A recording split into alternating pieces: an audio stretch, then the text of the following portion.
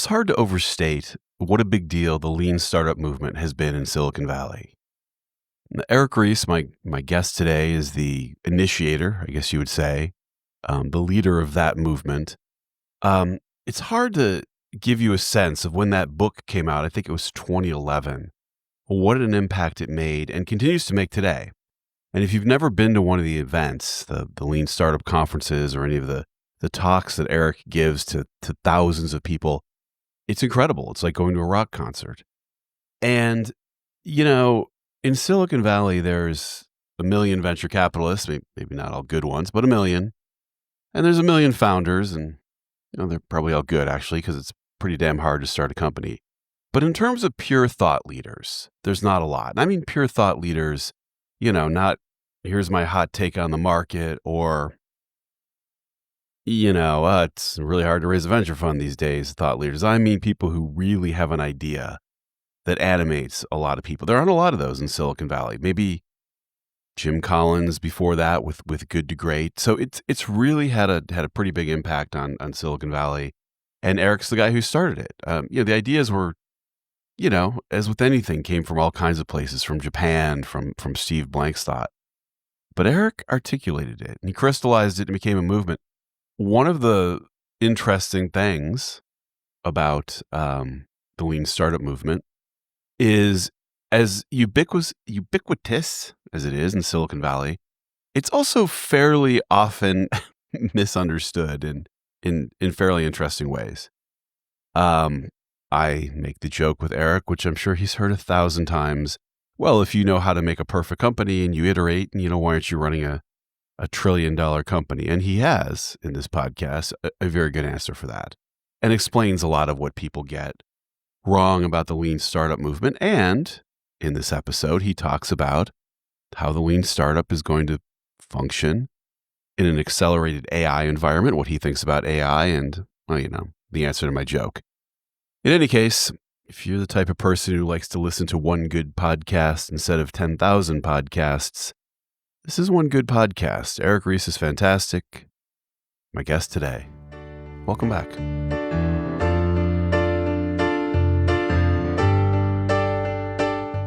All right, welcome back. This is the Something About Your podcast. I am Kent Lindstrom. I am your host. My guest today is Eric Ries. How are you doing?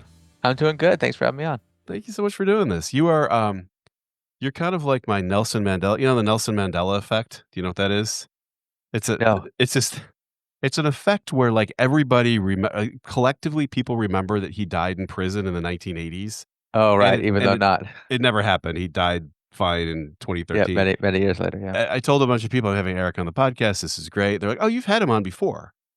Oh, yeah. They're positive I've had you on before. I'm like, "No, I've had a lot of great people. Surely must have Not." So I'll take that as a compliment. I think. they're like, "You've had had a lot of famous people, and he's a famous people, and of course he's been on." I think that's what it is. I see. Maybe it's good we've waited though, because now we come into the world of AI, which is kind of interesting. Mm-hmm. But okay, I'll set it up. Eric was an entrepreneur, like built a company. The company did what the company did. But somewhere along the line, he synthesized, came up with, put together a bunch of ideas in a book, and that book is famously The Lean Startup. Has since wrote The Startup Way, but the Lean Startup and other things too, long-term stock exchange. We'll talk about those, but that piece where you were an entrepreneur and then you became a thought leader, and the Lean Startup became like a movement. It Mm-hmm. just in a crazy way. There's a lot of ideas in venture capital and company building and those kinds of things. You got to the point where you were having like conferences where people were there to discuss your ideas. And I don't think that there's a founder in Silicon Valley to this day who can't, well, give you their interpretation of what the lean startup means. I don't know if they've all got it right, but they all have the book on their bookshelf. Mm-hmm. What was that? Like, what was that period for you where you went from like, oh, I'm going to start writing, which is 99% of people don't do, to where it just became this thing? Like, Yeah. why? It was an incredible phenomenon, and I was very reluctant to use the word movement to describe it. I always felt like people use that word, throw it around a lot Yeah. in writing and in business especially. But eventually I had to embrace it because it really was that. Like we had tapped into something very deep and very primal. And I think, frankly, a lot of it was that the old ideas about entrepreneurship just weren't very good, but Yeah. it was all we had. And so there was this moment, this story kind of originates around the financial crisis, 2008, 2009. So there was a kind of a general discrediting of what came before and a hunger for something new. So I guess, like a lot of overnight successes, if you I was just explaining this to a founder actually who was asking me about this history just today. And we were remarking on the fact that, basically every overnight success is like 10 years of grinding in the Right. making. People only see the overnight success. So to rewind the clock, when I had done my first couple startups, for whatever reason, the way that I thought intuitively that engineering should be done, that startups should be done, people thought was crazy. Just I don't know, I didn't think it was crazy, I thought it was very natural. Right. I was just maybe just I was thinking today, maybe I was just a failed scientist. So I really wish I could have done Right. science, but instead I wound up doing this. So I was like, "Look, well, of course we're gonna use a scientific method. Obviously, of course we're gonna get to the truth like that. Surely that's our and those things seem very obvious to me, and yet people thought they were quite strange, even crazy. And so one of the strange things was when I was just an employee of somebody else's startup or just within the cog in a larger machine, I could just push as hard as I wanted for the things that I wanted, trusting that the system would push back against me and we would compromise. So, remember when we used to release software so infrequently, you could put the year that the product came out in the name of Right. the product, like Right. Windows Right. 95, obviously, Yeah. Right. that tells you how incredibly slow it was, like by design. In fact, when they started releasing more often, it caused a huge naming problem apart for other problems.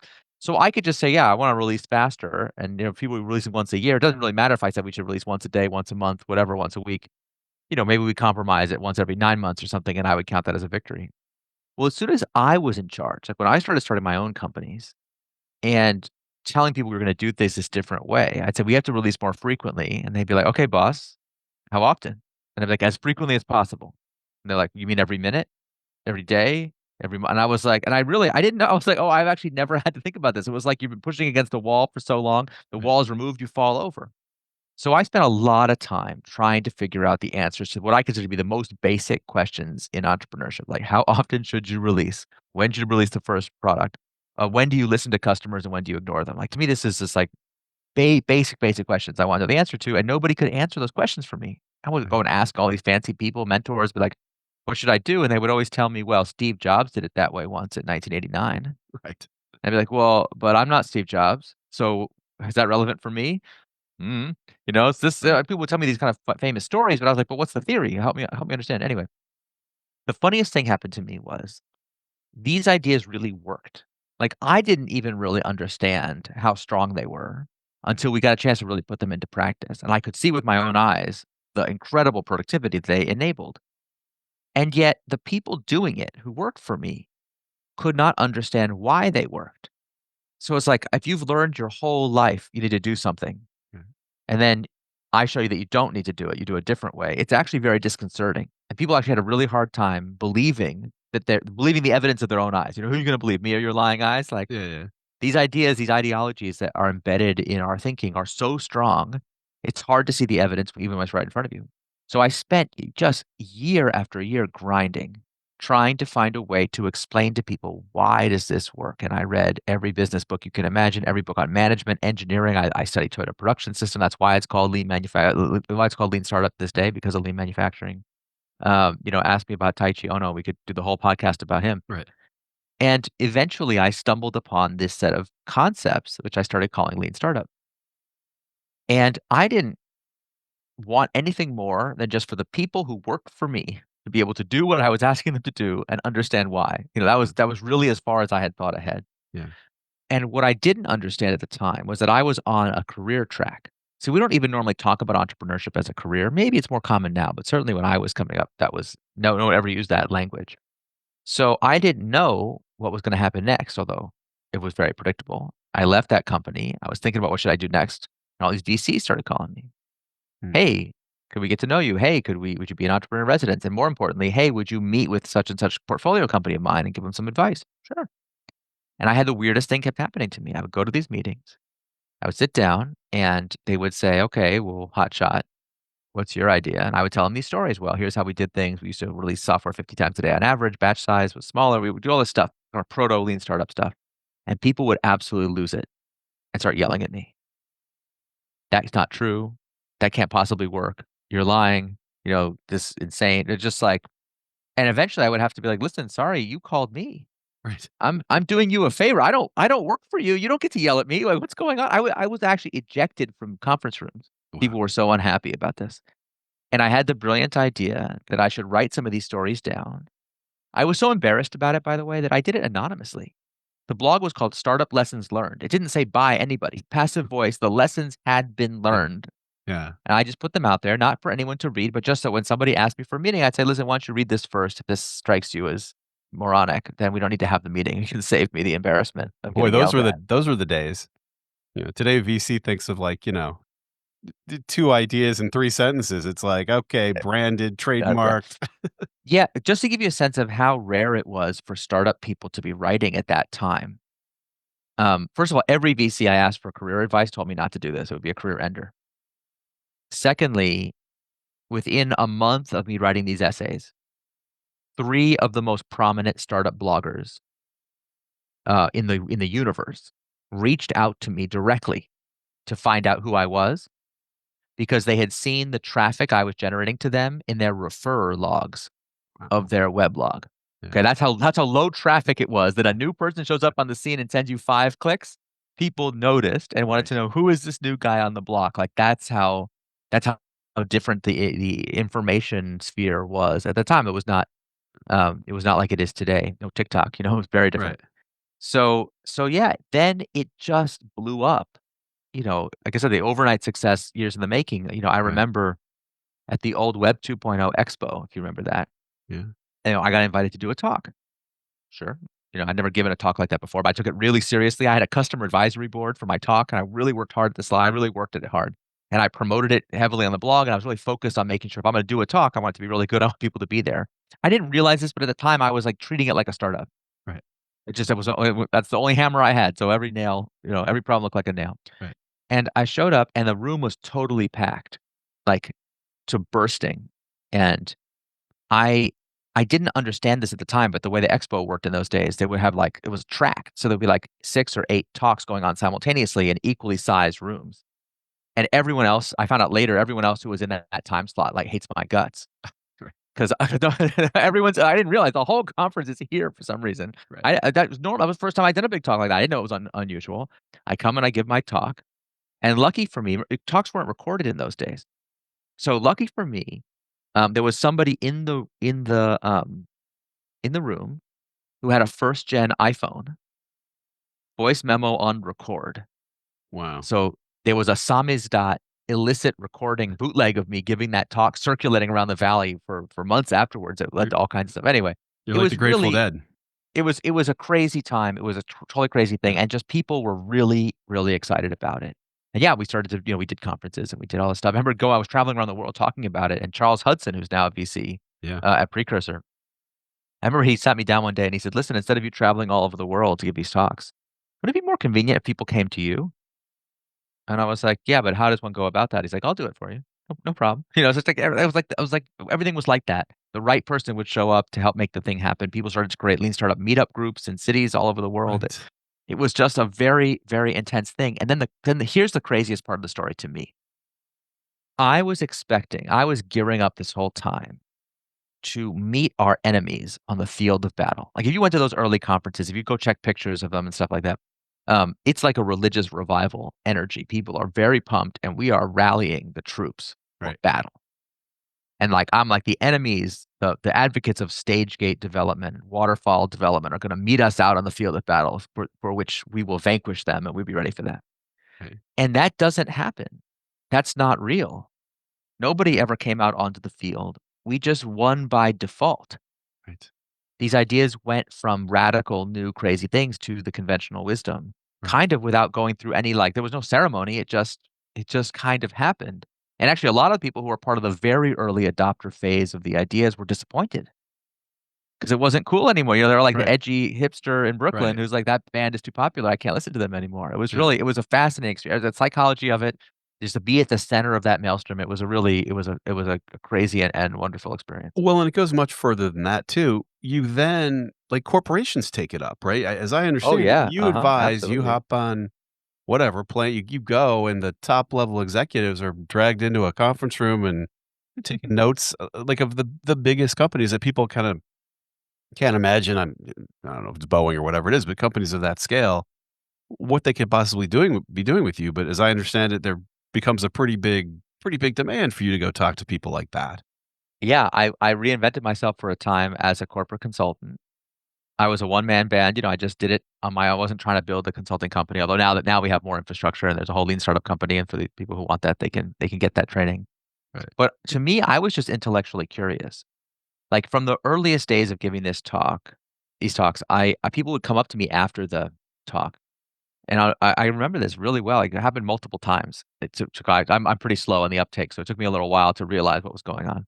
People come up to me and they say, "Hey, Eric, I'm a general manager of a division of big company X, and I heard your talk. And in your talk, you said that a startup is a human institution designed to create something new under conditions of extreme uncertainty. And you said it has nothing to do with sector, industry, or size of company." Which I was like, that's true. That's just a matter of deductive logic from that definition to Right. that conclusion. They say, "Great, I accept your challenge." Right. And I'd be like, "What challenge?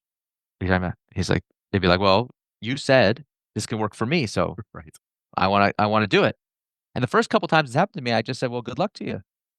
"Great, good, I'm so glad, good, Right. please let me know how it goes." And they're like, "No, no, no, I'm trying to engage you to come help us do it." I was like, "Oh, you have the wrong department." And I felt like it was like a department store, you've gotten off on the wrong floor. Um, this is sports equipment. You need men's suits.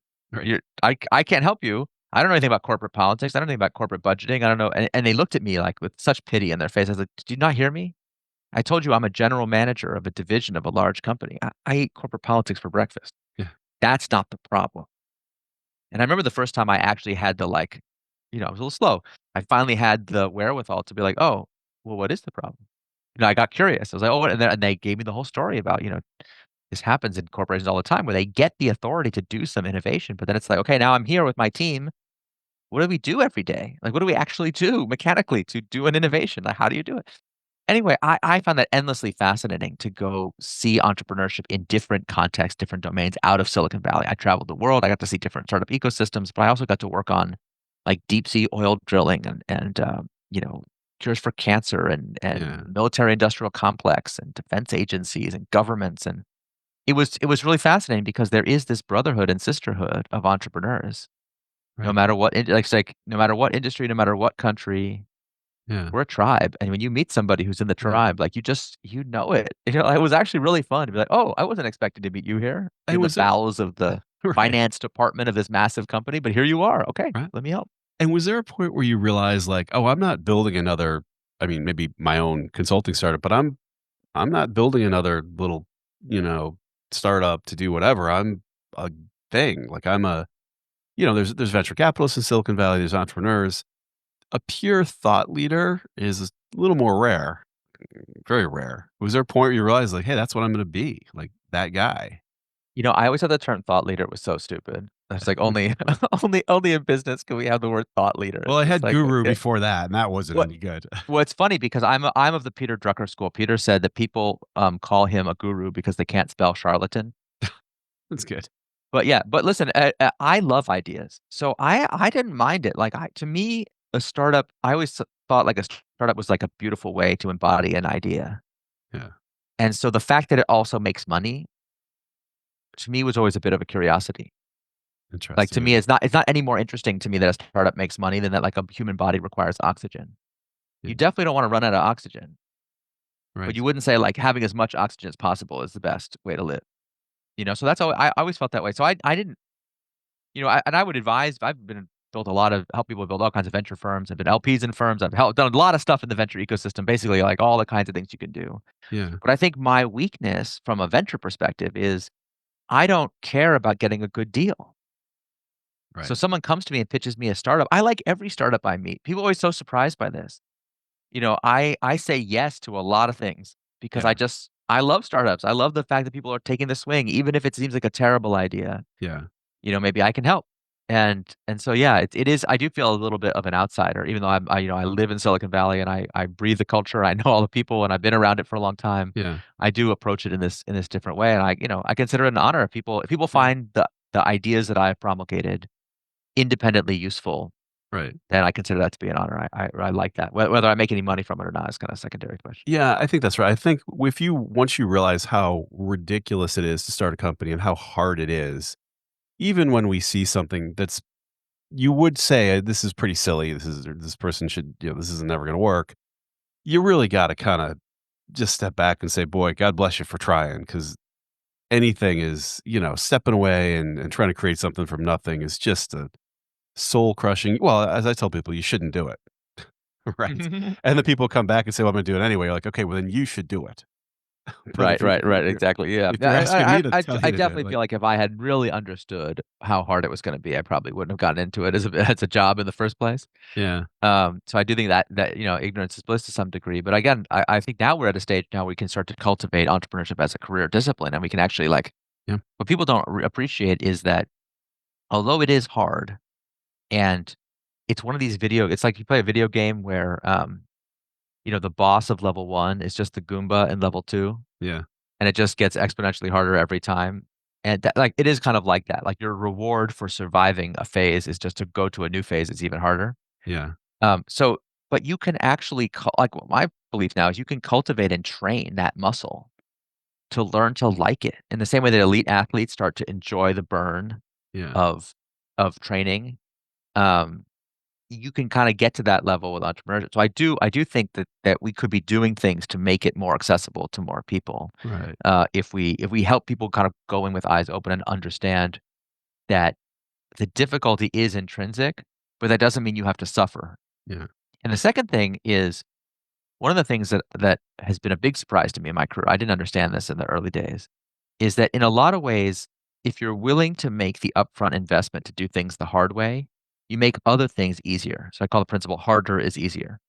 Like, if you have a really big, ambitious, like, earth-crushing mission to, like, do the impossible, do something that everyone knows can't be done, do something that, like, fully, thoroughly, and completely solve a problem that people are nibbling around the edges at, most people will tell you, like, "That's too hard. Just focus on your niche, narrow down, make it small, whatever." But if you really have the courage to do that, those companies don't have a whole bunch of problems that every other company that I meet with is constantly complaining about. Talent, finding how do you people are always like, "How do I find good talent?" It's like, well, if you have an exceptional mission like that, you don't have to worry about that. right, People will take a massive pay cut to work on something they truly believe in.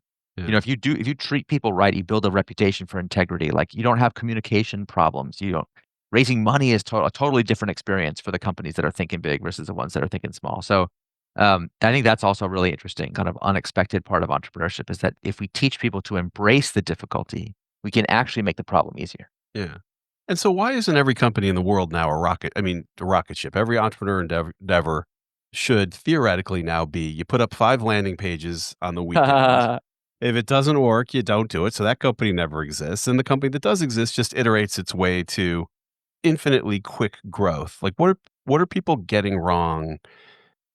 Because I did it in my last company, that I did. It was in the news space, and there was a bunch of people liked it, and we did all this stuff, and we iterated and all that, and we just did it for 2 years too long, Yeah, probably. yeah, yeah. And That we is a know the common problem. trick. We read your book. Like, we knew the trick, we Yeah. knew it.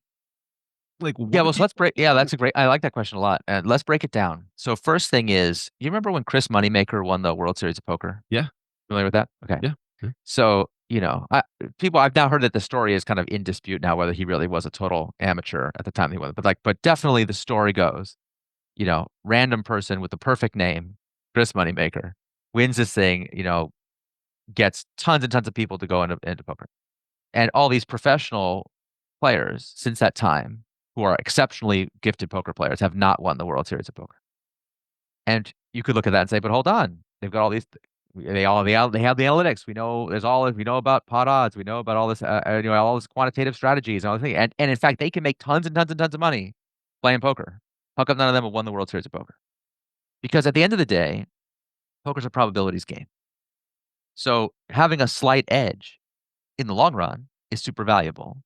but it's no guarantee of any specific thing going your way. And I think that entrepreneurship is very much like that. As you get better at it, you shift the odds in your favor, but you don't shift them to 100%. Yeah, right. If we could Right. imagine we could shift the odds from 10% to 20%, we've like profoundly changed the world in an unbelievable way, and still 80% of startups would fail. Right. So, I feel like, yeah, if there was a more reliable method, that would be Yeah, helpful. But honestly, the other thing is people are still not that good at it. It's right. interesting, like a whole new generation of people reads The Lean Startup every year. Yep, So I meet people still to this day who just read the book for the first time. yep. So to them, it's brand new because some people treat entrepreneurship like a career, but most people don't. For most people, it's a one-off thing that they try. It's And a so, lottery ticket, yeah. yeah, we don't. I think part of the reason we get lottery outcomes is because people treat it like a lottery ticket, and so Yeah, therefore we don't get the learning.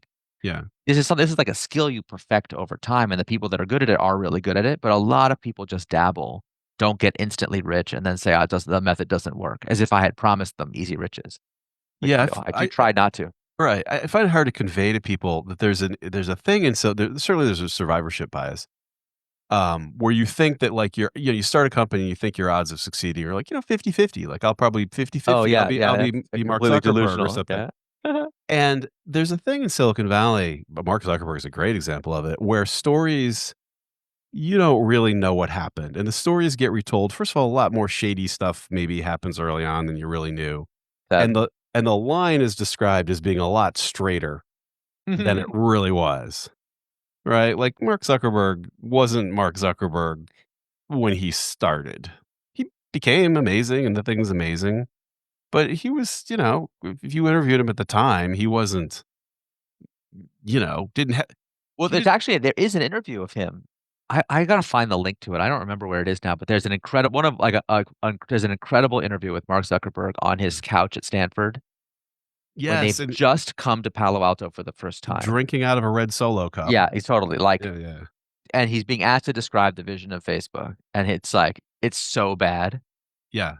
And it's actually I love stuff like that because it's really helpful to remember. And I remember reading in one of the Facebook history books, that summer they go to Palo Alto, and who's living in the house, the famous house in Palo Alto? It's Dustin Moskovitz, Mark Zuckerberg, Adam D'Angelo's there, and who else? And there's somebody else there. Anyway, and I don't think it's Joe. I think it's the other guy. Anyway, there's a couple of them live in the house, Right, and they've invented Facebook already. Okay, like this is right. Facebook is already a hit at Harvard, and they're bringing it to Stanford. And who in the house is actually working on Facebook? Only Dustin Moskovitz. Right. The smarter, more like experienced programmers have already moved on to other ideas. My recollection is Adam D'Angelo was working on a webcam thing where he could Yeah, program computer by doing hand gestures or something. Forget what yeah. Mark was working on. And Dustin Moskovitz, so the story goes, taught himself to program so that he could keep up with the demand of people who were begging them to open Facebook on new college campuses. Right. So like, but what? And then they'll say, "What? You're saying he's not a visionary?" Well, he was. Yeah, But even he, and yeah, even with all that success, he didn't see it yet. And I think to a yeah, surprising degree, entrepreneurship is actually a process of self-discovery. A vision is not invented, it is discovered. yeah. And it requires a lot of inner work actually to like really figure out what do I truly believe? What am I really committed to? What is this vision really? Right. And to me, I think it's actually very beautiful that there's failure involved because in the fantasy plan of a startup, everything works out. There are no trade-offs to be made. Right. People love the product, the press loves it, and consumers love it, and enterprise loves it, and you can charge as much money as you want. You have really high margins, and the marketing is everything's great. Yeah, And then reality forces you to choose. That's what a pivot really is, right? It's like, which of these children are you willing to throw overboard yeah, for the success of the overall? And it's like, it's painful and difficult. And what I have noticed is that the same team, same idea, same everything, but a different founder might make a different pivot call yeah. based on what they really feel inside. And when you've been through that purifying fire of having to do that, you know something about yourself and what you care about that you didn't know before if you pay Yeah. attention. I think that's actually really cool. Well, what's kind of funny about that Mark Zuckerberg story, he was working it was like Wirehog or something. Was he working on like a Yeah, peer-to-peer yeah, that's right. Peer to something? peer. You got it exactly right. But he was like the fact when people are kinda like, "Is my company, do I have product market fit? Like, I have $1,000,000 in ARR," and Mhm. I'm like, "Yeah, you kinda crawled your way to it, and, it should" I use the term, it should just be growing energetically. But I say you know it when you see it, but you think about it, there was Mark Zuckerberg with, like, product market fit pounding on the front door, And pounding on the still back didn't appreciate door, it, yeah. and he was like, "I don't know. That's normal, right?" Like, Well, that that and so always that's a big happens. part of the problem. Like, if you study these pivot stories, the other thing people misunderstand about people always accuse me of loving failure and being like Mr. Failure. I'm like, "No. If it was possible to succeed without failure, I'd be all for it." But, of course, it's the success we crave. One of the reasons why failure is so incredibly important is to help people recognize success when it finally comes. Yeah. So, like, Right. in the I remember writing in the sort of about the Groupon story, this is before Groupon imploded. Like, that has a great founding story where they were trying to do, like, 2 or 3 versions of that idea that were just, like, hopelessly broken for, like, I think it was a year, 18 months. They were at it for quite a while, just getting absolutely nowhere, and Yeah. they hit on the idea to do the coupon thing. And I just remember them telling me the story of the first coupon they did, which was for, like, it was like a great MVP. They basically went to the pizza restaurant in the lobby of their building and just said, "Can we print up some coupons and, give them out and get 2 free pizzas?" And, like, you know, I can't remember the numbers now, but, 28 people came and got a free pizza. Right. And most founders would be like, "Man, 28 people, that doesn't seem like a lot." Yeah. But when you've been getting 0 you've put up goose eggs for 18 months, you're like, "28 people, sign me up. How do I get Right. 56 people?" You're like, just you're there in a way, you're paying Yeah. attention in a way that's really difficult. And I think, yeah, taking it's, just oh, Yeah. sorry. 1 second. Uh, that's the joke I always make. Can you hear me okay? Yeah, I hear you fine. Just Oh, drop yeah, my so phone off. the j the joke I always make where people have, like, stealth mode on their, LinkedIn, so nobody knows about their company. I'm like, Yeah, it's like, "Don't worry, don't You worry." wished one person on this planet cared about your company, and if you emailed your business plan to Microsoft tomorrow, they're not gonna steal your idea. So, Yep, yep, that's one of my old you lines. I used to use that all the time. you just Yeah, relax and on you go. What do people get wrong when they pivot seems to be the most misused word, in yeah. here. So, yeah, sorry about that. What a I did try. what I did try to make it clear. or pivot in French, I guess. Like, what do people get wrong? Like, there's this sort of there's companies that pivot, but they're really not pivoting. They're just kind of like, kind of moving toward a local maximum, which I've definitely done. Or they're Yeah. just starting a different company.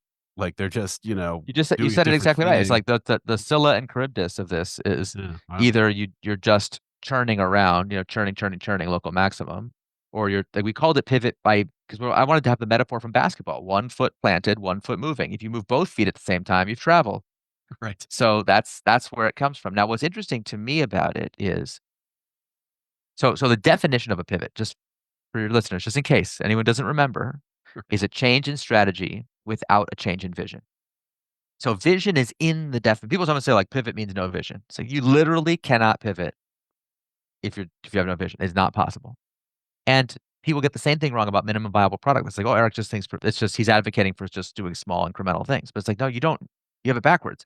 If you're just doing minimum product, just do minimum product. You don't need minimum viable product. You only need minimum viable product in the context of a big enough vision that it's hard to know if we're making progress or not. So what I think is really interesting is that I still encounter most startups, and I say, "Do you guys know about lean startup?" "Oh, yeah." I'm like, "Okay, tell me about a pivot." And they'll be like, "Herp derp, no idea Yeah. what a pivot is." Right. And I'm like, "Okay, how did you learn about lean startup? Like, did you really read the book?" And they'll be like, "I think I did." This is the problem with becoming conventional wisdom. There's a whole bunch of people that like to your point about the Mandela effect, they don't know if they read the book or not. It's just in the air. Everyone knows what a Right. pivot is. Everyone knows these concepts. Everyone knows minimum viable product. But it's like, "What, did you actually read?" And then, of course, the funny part is Lean Startup is the most famous for ideas that sit nicely on a bumper sticker. Right. So minimum viable product pivot that like people build, measure, learn, continuous deployment. People love that stuff. But if you read some of the later chapters, there's stuff in there that I never get fan mail about. No one ever calls me up to be like, let's talk innovation accounting. It's like that's like some Right. obscure stuff. But from my point of view, that stuff's just as important. Right. It's an integrated system. I worked it out, like I said, grinding on it for many years by a matter of deductive logic and first principles thinking. I really tried to get it right. And I think people who kind of like, to your point about why hasn't it been more effective, I think a lot of people just grab for one tool in the toolbox, Right. and it's like, I'm gonna build a house, and it's like, well, I got a saw, so I guess I can build a house now. It's like, well, you seem doubly confused to me.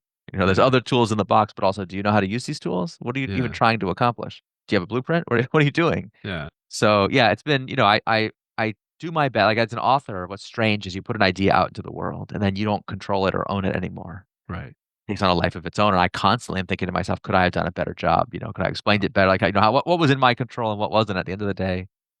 Well, And it's the reader gets to decide yeah. what the ideas mean to them. Well, and you did go on to write The Startup Way, right? And you probably will write again, I assume. It seems to be Yes, something you, indeed, indeed. have some talent for. I do have something cooking. That's true.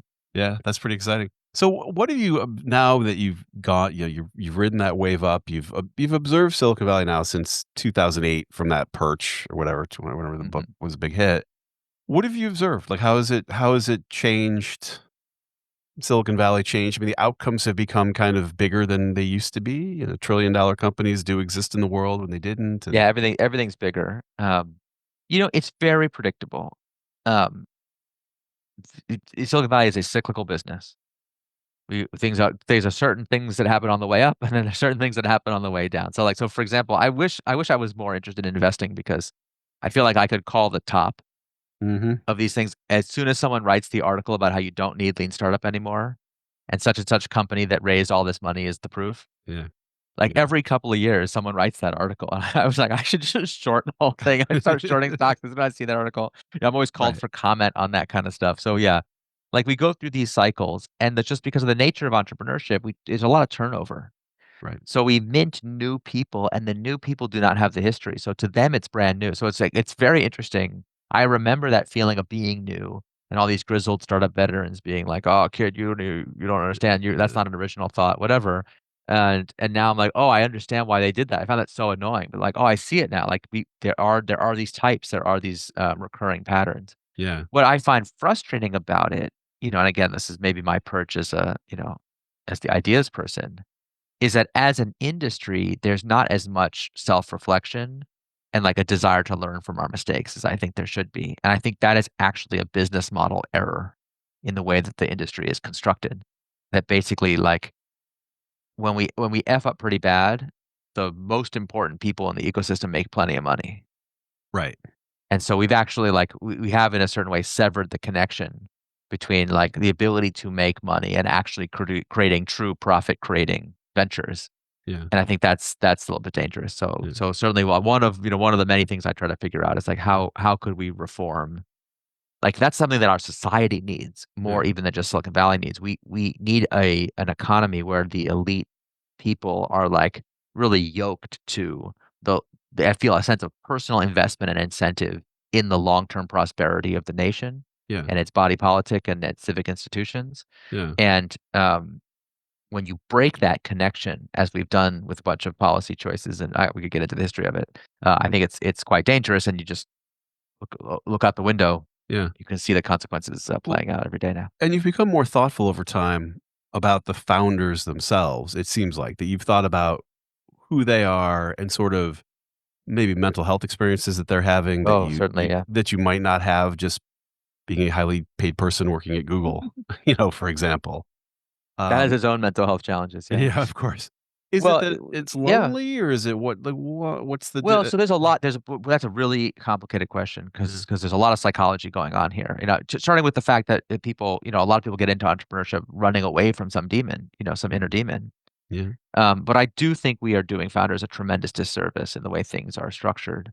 Um, I don't mean to brag or anything, but I have personally helped people create billions of dollars in wealth for themselves. right, So I have many friends who are multi-billionaires, and many of those people I knew them before. I've watched them go from nothing to titan of industry. And mm, I have no resentment about it. I don't begrudge them their success. I'm super happy for them. I don't think it's evil to want to try to make money or anything. Like none of that stuff. What pisses me off, what I begrudge them is how miserable so many of them are. I feel like we teach people a really crap version of business philosophy. yeah, That means that strength is exploitation, that you have to compromise your vision and values eventually, and the best you can do is to give ground grudgingly. We have a system where anyone can have their company stolen away from them at any time. Investors have the prime position. We literally have a theory called shareholder primacy, that they are the primary constituent that makes the company go. Anyway, it's a set of things that has left people really unhappy. Right. I know many founders who like sold their company and they made all this money and they're like, no one, they can't get any sympathy from anybody. You have Right. $100 million, Right. people don't have a lot of sympathy for you. But it's like they sacrificed their baby. They sold it to Google and Google shut it down. Right. So they're rich, but to what end? Anyway, so I could tell you lots and lots of stories. People Yeah. take their company public and it turns into this malign thing. And then you have these people who are like running away from their own legacy, trying as hard as they can to figure out some way to rebrand themselves as virtuous and good when Right. their actual behavior, their actual legacy Yeah. is negative. And I think that is causing actual mental health problems. Like I think we have people in our industry who are melting down in public. Yeah. And I think that's why. I think it's actually very clear to me Yeah. why that's happening. And I don't think it has to be that way. I think this is like a colossal error that we are Right. teaching people the wrong philosophy of business, and a better philosophy would produce better, happier outcomes for everybody. And at what stage can you put in place a structure or a philosophy to fix? Because when you're starting a startup and you said, hey, we need to really make sure we have this structure so we don't do evil, everyone's going to be like, let's make sure somebody cares about anything that we do before we Oh worry yeah, about yeah. It's that. it's too early to worry about that kind of thing. you Yeah. know? And Yeah. then once It's you're public and you've got a board of directors, and they're now like, it's too well, late. the shareholders aren't going to want it. Like, when It's should a thoughtful I think person this go? is I think the advice people get about this is so catastrophically wrong as to be like borderline criminal. So first of all, it is always too early until it's too late. Yeah. That's the simple principle. So like I've literally I'll tell you a story. I was sitting, never forget this. I was sitting with a pre-IPO founder, you know, prepping for an actual monster success IPO. Okay, this company is great company. And there was all this stuff they wanted to do, structural things they had wanted to do all along to make sure the company like stood for something. It's not about virtue signaling. It's not about being woke or whatever the nonsense people talk about now. Like this is about a company that can be true to its own mission. That's all we're talking about. And just, do you believe? I always ask people the simple question. You tell me who the most evil company in the world is in your mind. To me, it's Philip Morris. Yeah. My father's a pulmonologist, so like tobacco is like the most evil product ever. Right. Okay.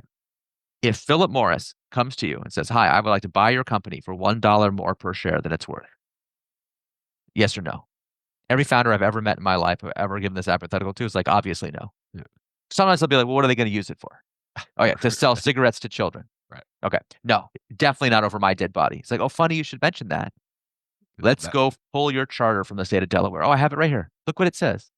Many governance experts would say, because you sign your signature's right here, yeah. you have a fiduciary duty to say yes. So it's like, okay, if someone has enough money, and remember, it's often not even their own money. Someone can borrow enough money from a bank, they can force your company to die at Right. any time. You have no say in it. Do you think that's a good idea? Anyone says yes to that, Right. well, I can't. Like, okay, great. You're no founder. Not a Right. single founder ever has ever said yes to that. But there's other people who think that's a great idea. That's considered the apotheosis of good governance, if you can believe it, today. Ridiculous. So, okay, you say, all right. So that's the situation. You don't want that to happen to you? No, I definitely don't. So I remember sitting with this founder, and he's like, "We've been prepping for this IPO, we're working on it." And I remember he turns to his CFO. He's like, "Hey, remember that stuff we talked about doing to make sure?" And I won't give it away what it was, but like, and you told me it was too early. The guy's like, "Mm-hmm. Did we ever get around to doing that stuff?" And the guy's like, "Oh, you were serious about that?" Right. "Oh no, of course we didn't." He's like, "But it was too early then. Can we do it now?" "No, dude, it's way too late now." And CEO just blew up. He's like, "Wait a minute. When was it the right time? You're telling me Right. that last year from July 4th to July 8th, there was a brief window of time when it was the right time and I could have done this stuff and I didn't. Right. Why didn't you tell me?" And he was just so angry. Yeah. And the CFO, and at the time, I was really outraged with him. I was there to help. I'm on his side, so we're all mad and da, da, da, da, da. The CFO was not the slightest bit perturbed. Right. He was like, "Okay, I hear you." He's like, "I want you." And he was like, "That's my new number one priority. I want this part of my IPO."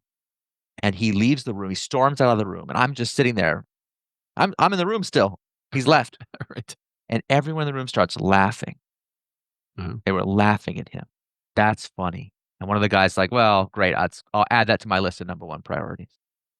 And I was like, "Guys, you can't." I was like, "You're gonna get in so much trouble." You know, I'm like the kid who's like, "I'm gonna tell on you," because I Right. like, I'm sitting right here, Right. and I'm gonna tell him what you said. And I realized at the time that I thought I was being so smart, but actually they were the ones who were smart. They understood correctly that it didn't matter what I said or did. They could just wait him out. Right. They don't give a crap about that stuff. Most of those people don't even work at that company anymore. Their job, they called it landing the plane. Yep. Their job was to complete this IPO transaction and then move on to some other job. And so all this blah, blah, blah about mission and whatever is not their problem. That's the CEO's thing. So like that was really an eye-opening experience to me. So to answer your question, when to do it, as soon as possible. Right. I think anyone who lets themselves be talked out of this at the early stages is just missing a golden opportunity to get it right. And Yeah. what's funny is I've gotten good at this now. So like I've advised lots and lots and lots of founders. I'll give you an easy one. The thing I talked about selling your company to Philip Morris, Hmm. you could make a 2-page filing in the state of Delaware to make that impossible. Wow. It's like maybe the easiest single thing I can recommend people do. It's called becoming a public benefit corporation or PBC. I mean, even Elon Musk, even XII is public benefit corp. Like obviously, it's like an obvious. If you know what you're talking about, this is an obvious thing to do. Right. Of course, you should do it. So I tell founders, and I have a whole bunch of things like this that I tell people to do. They go to their lawyers, they go to their VC, whoever, and they're like, "Can I do this stuff?" And they're always like, "Well, if you want to, I guess." Right. Like, "Well, I do want to." "I don't know, man. Are you sure? People might not like it." And I always try to train founders to be like, "Well, ask them if they like it." Right. And they'll always be like, "Oh, no, no, I think it's fine. Whatever you wanna do. I'm founder friendly." Right. But, other investors might not like it. Yeah. I was like, "Who are these other investors? Could I meet them? Could we have a meeting with the other like, who are these mysterious other people?" I think it's a again, it goes back to an ideological commitment that I don't know if it's even consciously understood by the people who propagate it. That's why financial systems are so powerful, is they have gravitational influence that Yeah. is felt unconsciously. So, yeah, I think if there's a founder right now who's starting a company who's thinking about this, like, do not compromise Yeah. on these provisions. Like, otherwise, you're just allowing people to run over you sometime in the future. And the other thing that's so funny about it is if you just think for a second, if you do these things, if you add these provisions, let's say it's true that some investor in the future doesn't like it, and you really wanna work with them, you can always capitulate. Yeah. Right. So let them make it take it out. Okay, so you take it out. Like, what Right. does it really cost you to get it right from the beginning? It's extremely low cost. And hey, maybe you'll get lucky. Maybe you'll have a choice to work with people who actually believe in you and your vision, and then Right. you won't have to take it out. And in Yeah. fact, if you think about this for even 5 seconds, you'll be like, "Wait a second. Would it be nice to know of the many VCs that I talk to, which of them are on my side and which ones are just waiting for the chance to kick me out to make a buck?" Yeah. I think that's actually extremely useful when it comes to allocation time to decide who should get the allocation. I can't tell you how many founders I know who Yeah. give the allocation to the people with the knives out. It's such a mistake. Right. What an incredible journey from like where you started to thinking about and changing the world in the way that you Mm. are if you're convincing people to do these things. So what happens now? Like what are you thinking about now? We've got AI in the water. That could be a thing. Turns out. Like Turns out. what's what's Oh yeah. next? No, What I are mean, my listen, I'm very busy. So, how much time do you have to answer this question? Yeah, I started something called the Long-Term Stock Exchange, which is right? still going strong. Actually made some money for the first time last year. Very exciting for working on it Hey, for so many years. Yeah, thank that's you. cool. Well, it's It's long term, so it's long term. Well, we told I every investor before we got them involved, I was like, "Hey, remember, we put long term on the name of the company. It's right there on the door. Like, do Yep. not expect this to be an easy one. That has been quite a slog, but it's going strong, and I'm very proud of what the company's accomplished there. Speaking of doing the impossible, and yeah, like I have a AI research lab called Answer AI, which I started with Jeremy Howard. Right. Looking at just really trying to do the fundamental research about what is AI actually practically useful for, which Yeah. to me is the most interesting question in AI, actually, more than questions of AGI, and it's kind of modeled on Edison's invention factory from the dawn of electricity. Yeah. Super exciting, super cool company, and because of my work on the Anthropic Long-Term Benefit Trust, I think a lot of AI companies have come to seek out my advice about governance and Right. structuring and stuff. So I've just gotten to be involved in a lot of cool stuff in AI. It's been super interesting. And look, I get why people who are out of the industry are skeptical because, buzzwords and hype is like Silicon Valley is like second and third leading exports, right? So we get excited about Bitcoin or drones or whatever, and there's never any accountability. We never come back Right. and say, well, actually, sorry guys, it wasn't. what we thought it was. So I get why people are concerned about AI, but I do think this time there's something different about it, which is not to say that all the hype is justified, and I think a lot of people are doing a lot of unethical stuff. Yeah. So, I'm not here to be a defender of it, but I think Yeah. the underlying, if you really understand the technology of what has been accomplished here, what Yeah. the underlying technology is capable of, and you learn how to use it in a responsible way, Yeah. it's awfully exciting.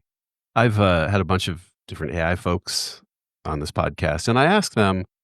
Well, I started asking them kind of facetiously, but I'm now concerned that I get the answer half the time. I'm like, "Are we gonna have to blow up the data centers?" Hmm. When the AI decides, like, we're not really that useful. And a few of them are like, "Probably not." I'm like, "Wait, Isn't that like, crazy? I know. It's like, shouldn't you probably know the not?" answer to that question? What what is your sense on how risky this all really Well, is? so I'll tell you what I think is really fascinating. I have my own personal views about AI safety, and I've done a lot of work in that area, but it doesn't so much matter. I think people get really fixated on predicting the future. So they say, okay, here's a scenario I'm worried about. Blah, blah, blah, blah, blah. Therefore, we have to blow up the data centers. Therefore, we need a global treaty for thermonuclear war to do the data. They work backwards from this one scenario, all the things you have to do. And the problem with that line of thinking is that for every single one of those scenarios, I can construct an alternate scenario where the very thing you did to prevent your scenario is the thing that caused the dystopia in my scenario. So by creating a global one world government to do the thing, you created a centralized control of all AI, and those people became despotic and Yeah, took over the world, right? So people, I think, are very paralyzed. If we can't even agree on like the basic stuff, what can we do? And a lot of people have tried very hard to polarize this issue and make it as political as possible to prevent collective action, which I right. think was a despicable thing to do, no matter whether they're right or wrong on the merits. Like that's, I think, almost always a negative EV strategy for society. So here's the framework that I've used to help a lot of people get out of paralysis. It's a very simple framework, which is rather than focus on one future scenario. AI is one of these like foundational technologies like electricity with very wide variance of future outcomes. So we want to consider the full spectrum of all the things that might happen with AI. Right. Everything from nothing, it's a fraud, to, sentient robots or whatever, and everything in between. Yeah. And ask yourself, what are the actions that you want to take today that would be useful in a wide variety of those future scenarios? And take those actions. Because, like we talked about with Lean Startup, these things evolve over time. People are so focused on like we have to, remember they were like we have to do the pause, we have to do this, we have to do that, we have to do it right now. If we don't do it right now, we fail. And so people build these coalitions to try to accomplish a thing, and when that one thing doesn't happen, the coalition dissolves in failure. That creates an attack vector for their enemies to be like, we'll just keep Lucy in the football you until you never get anything done. But like all the issues we had a year ago, we still have, and we're going to have next year too. And we're going to have to, but as time goes on, we'll also learn a lot more. Like we know so much more about how LLMs work now than we did a year ago. Right. And many of the best practices and laws of scaling and whatever that we knew last year have turned out to be not so. Yeah. So when you use this framework to say what would be useful today in a wide variety of future scenarios, it just to me it creates really obvious logical things we ought to be able to build coalitions around. Right? Like let's do mandatory disclosure. Forget we can get to blowing up the data centers, but first of all, my question is how would you know it's time to blow up the data centers? Like in a lot of these scenarios, by the time you know it's time, the AI already has control of your firing codes. Right. How are you going to launch the weapon? It's just like what, like if you actually work backwards to like, how do you know it's not? So what do we Right. need to know? So yes, you could think about things like mandatory disclosure. We need to harden access points to key and sensitive infrastructure. We have to do that anyway. If you think about it hard enough, you're like, wait, we need to do that anyway. Whether AGI comes or not, that's useful to do. We have to invest in state capacity. Like unfortunately we're stripping state capacity down to the studs right now. It's the exact Yeah. opposite of what we ought to be doing for safety. And we should be building international alliances, not shredding them. So like, we're not only are we not doing the things I think are the most obvious things that would be applicable in a wide variety of circumstance, by failing to apply this test of logic to what we do, we're actually talked ourselves into doing a lot of really harmful things, which is too bad. Yeah. Well, as I said with Cyan Bannister, the future is still cool. It always Uh, will be. It always unknown, will but be. pretty cool. Well, thanks for doing this. How do people? I mean, obviously they can follow you by buying either of your books, Lean Startup or The Of Startup Way. But course, how of else should course. people keep up with what you're Yeah, doing? I'm just Eric Ries on Blue Sky, ERICRIES. theleanstartup.com. Leanstartup.co is the company that does, as I said, consulting and training and stuff for people who want that. And ltse.com and answer.ai both have, active blogs. You can follow us along for the latest developments. And like I said, I'm working on a new book, but I'm not ready to make any announcements yet. So All follow me on right. social media. When the time has come, I will speak. I will speak Well, on that topic. Yeah. well, we can't wait. Thanks so much for doing this. Thank you. I appreciate it. All right. This has been the Something Measure podcast. Eric Ries, my guest. Talk to you next time.